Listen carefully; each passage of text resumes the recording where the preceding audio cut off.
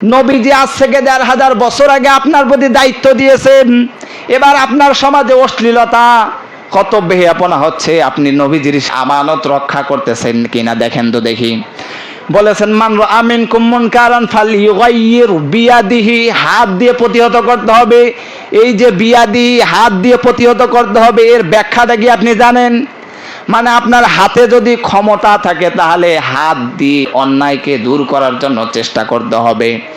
আপনি এই এলাকার চেয়ারম্যান, আপনি একটা সিগনেচার দিলে, একটা আইন পাশ করলে এই সমাজে এই রকম নিয়ম হয়ে যায় যে এই সমাজের মধ্যে কোনো অশ্লীলতা, বেহায়াপনা, গান বাজনা চলবে না। এই যে হাত, হাত দিয়ে প্রতিহত করবে, তার মানে আপনার হাতে যে ক্ষমতা আছে এই ক্ষমতা দিয়ে আপনি প্রতিহত করবেন যে আমি এই সমাজের মধ্যে একজন চেয়ারম্যান, আমি এই দেশের প্রেসিডেন্ট, প্রধানমন্ত্রী, আমার দেশে আমি বেঁচে থাকা অবস্থায় কোনো অশ্লীলতা, কোনো বেহায়াপনা ছড়িয়ে পড়বে আমি হতে দেব না। আমি চেয়ারম্যান থাকা অবস্থায়, আমি এমপি থাকা অবস্থায়, আমি দেশের সরকার থাকা অবস্থায় কোনো ব্যক্তি যদি এই দেশের মধ্যে অশ্লীলতা, বেহায়াপনা, গান বাজনা বাজানোর মতো সাহস করে, তাহলে তার জন্য বিশাল শাস্তি আমি নির্ধারণ করে দিলাম।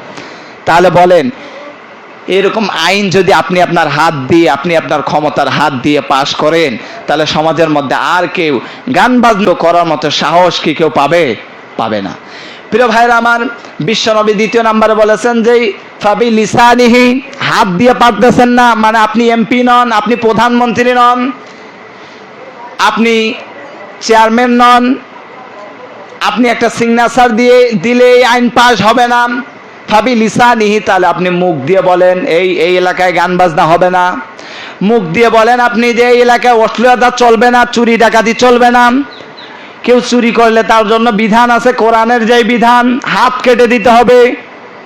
আপনার মুখ যতক্ষণ পর্যন্ত রয়েছে মুখ দিয়ে প্রতিহত করার কথা বিশ্বনবী বলেছেন। শুধু তাই নয়, ৩ নাম্বার যে স্টেপটা বিশ্বনবী বলেছেন সেটা হচ্ছে ফাবি কলবিহি, আপনি হাত দিয়ে পারলেন না, মুখ দিয়েও বলতে পারলেন না, মানে আপনার কথা বললেও শুনবে না, এরকম একটা পরিস্থিতি, আপনি সমাজের মধ্যে এমন দামি কোনো মানুষ না। বিশ্বনবী বলেছেন যে ফাবি কলবি, তাহলে তোমার দায়িত্ব হচ্ছে ওই যে অন্যায়টা হচ্ছে, ওই যে দুর্নীতি হচ্ছে, বেহায়াপনা যত কার্যক্রম হচ্ছে, এইগুলোকে তুমি তোমার অন্তর দিয়ে ঘৃণা করো, তাহলে ওয়াযালিকা আযআফুল ঈমান, তাহলে এটা তোমাদের ঈমানের নিম্নতম একটা স্তর। তবুও বোঝা যাবে যে তোমার অন্তরে ঈমান আছে, কিন্তু তুমি তোমার অন্তর দিয়ে ঘৃণাও করো না, তাহলে ঈমান থাকবে কেমনে? প্রিয় ভাইরা আমার, আজকে আমাদের সমাজে দেখেন, এই যে নবীজি দায়িত্ব দিলেন, কতগুলো মানুষ আমাদের সমাজে রয়েছে যে এই দায়িত্বগুলো পালন করে। আমাদের সমাজে হাজারো মানুষ রয়েছে যারা বিশ্বনবীর এই দায়িত্বর দিকে কোনো খেয়াল নাই। চেয়ারম্যান সাহেব বলে আরে এটা তো বিনোদন, যার ইচ্ছা করবে করুক। এই যে দেখেন, মানে মুসলিম হিসাবে কোরআন এবং হাদিসের যে একটা দায়িত্ব আছে, এই দায়িত্ব পালন করার মতো মনোমানসিকতা আমাদের সমাজ থেকে, আমাদের সমাজের দায়িত্বশীলদের চিন্তা চেতনায় নাই, তাহলে একটা সমাজ কিভাবে পরিবর্তন হবে? প্রিয় ভাইরা আমার, অথচ আল্লাহ বলেন ওয়ালা তাকরাবুল ফাওয়াহিশা মা যাহারা মিনহা ওয়া মা বাতানা। আল্লাহ বলেন যে এই পৃথিবীতে যত অশ্লীলতা ছড়িয়ে পড়ে এগুলোর তোমরা কাছেও যেও না। মা যাহারা মিনহা, যেগুলো প্রকাশ পেয়েছে এইগুলো তোমরা প্রতিবাদ করো। শুধু তাই নয়, আল্লাহ বললেন পরবর্তীতে যারা এগুলোর প্রতিবাদ করবে না তাদের জন্য ভয়ঙ্কর শাস্তি রব্বুল আলামিন দুনিয়াতেও রেখেছে এবং আখিরাতের মধ্যেও রেখেছেন।